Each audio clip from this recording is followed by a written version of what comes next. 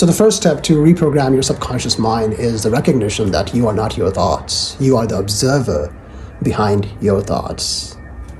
There's a common phrase that you are what you think, or you are your thoughts, but that's not true. For example, if I ask you for the next 20 seconds, just let positive thoughts in your brain, you can do that, right?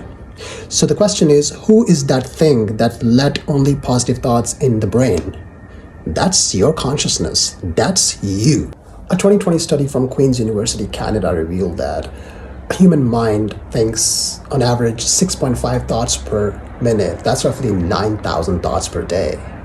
Not all these thoughts are worth your attention. The moment you stop being a character and become an observer of your own thoughts, you can basically guard your mind with only thoughts that are useful for you, which is basically called metacognition.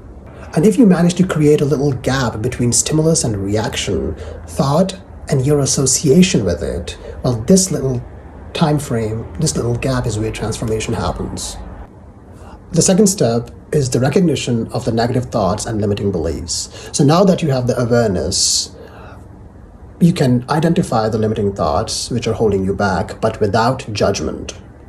For example, you're having a bad day at work, so you're sitting on your desk, head down, and all these thoughts start to flood in your brain. And you're like, okay, wait a minute, these are not my thoughts. This is the ego talking. This is the subconscious talking. You become aware of your thoughts. And if you look closely, most of the thoughts are what-if thoughts.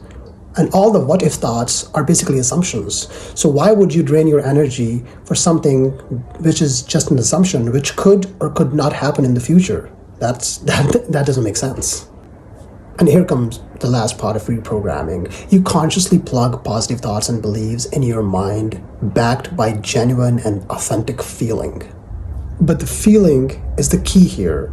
You can repeat affirmations like, I'm abundant, I'm prosperous. But if you are vibrating with lack, scarcity, fear, guilt, that's not going to work.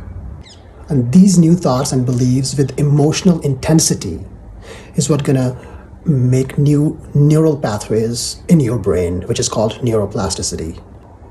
So all the practice of observation, identification, and substitution should be done consistently throughout the day. And you'll begin to notice the moments when these old thought patterns arise, and with them, the opportunity of reprogramming. The trick here is to be aware of these moments and act consciously to break the automatic cycles.